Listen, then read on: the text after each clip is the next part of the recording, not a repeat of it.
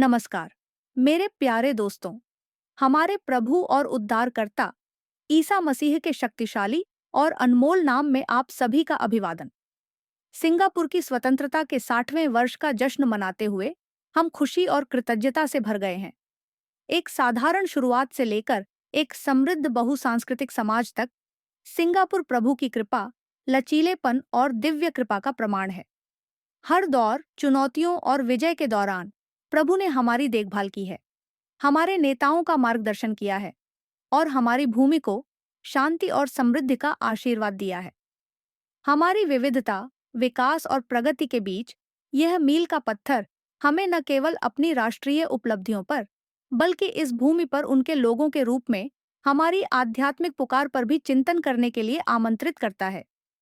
Singapore अपनी राष्ट्रीयता के 60 वर्ष पूरे होने का जश्न मना रहा है और हमें याद दिलाया जा रहा है कि हमारी विरासत केवल मानवीय प्रयासों पर ही नहीं, बल्कि प्रभु की अटूट निष्ठा पर आधारित है। एक साधारण शुरुआत से हमारा राष्ट्र संस्कृतियों, भाषाओं और लोगों के एक जीवंत, सुंदर ताने बाने में विकसित हुआ है। फिर भी इस विविधता में एक गहरा सूत्र है जो हमें जोड़ता है, वह है प्रभु की कृपा। आज का हमारा अंश भजन संहिता अध्याय 96 का पद 3 है। जाति जाति में उसकी महिमा का और देश देश के लोगों में उसके अद्भुत कामों का वर्णन करो। भजन संहिता 96 स्तुति का एक भजन है। पद 3 प्रभु की महिमा और उनके अद्भुत कामों का प्रचार करने के दिव्य निर्देश पर प्रकाश डालता है, न केवल निजी तौर पर बल्कि सार्वजनिक रूप से सभी लोगों और राष्ट्रों के बीच।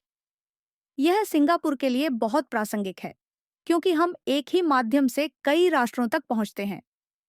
यह पद प्रभु के हृदय और उनकी इस इच्छा को दर्शाता है कि सभी संस्कृतियां उनकी महिमा और उनकी भलाई का अनुभव करें।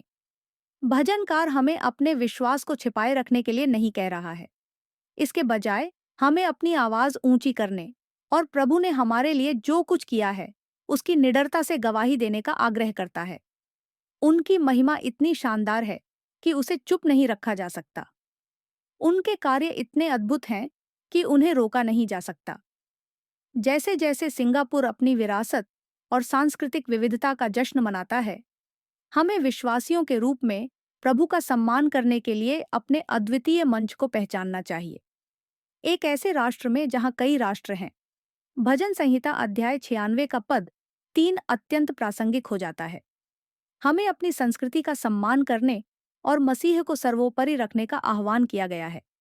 हमें उनकी अच्छाई के बारे में बोलने के लिए बुलाया गया है, न केवल चर्च में, बल्कि घर पर, स्कूलों में, कार्यस्थलों पर, ऊंची इमारतों में, सरकारी कार्यालयों में और सार्वजनिक चौकों पर भी।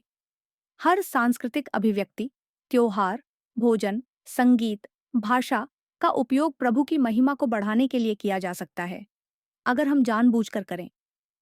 प्रभु ने हमें इस खूबसूरत धरती पर संयोग से नहीं, बल्कि एक उद्देश्य के साथ स्थापित किया है, ताकि हम उनकी महिमा के वाहक और उनके अद्भुत कार्यों के संदेशवाहक बने। आइए एसईजी 60 उस आह्वान को नवीनीकृत करने का समय हो। आइए इस मील के पत्थर का उपयोग यह चिंतन करने के लिए करें, क्या हम अपने सांस्कृतिक प्रभाव का उपयोग प्रभु की महिमा के लिए कर रहे हैं? क्या हम अगली पीढ़ी को उनके अद्भुत कार्यों के बारे में बता रहे हैं? हमारे पूर्वजों ने विश्वास और दृढ़ता के साथ मार्ग प्रशस्त किया। अब हमारी बारी है कि हम इस ज्योति को आगे बढ़ाएं, हॉकरी केंद्रों से लेकर ऊंची इमारतों तक, घरों से लेकर शासन के भवनों तक, सभी लोगों के बीच उनकी महिमा का बखान करें।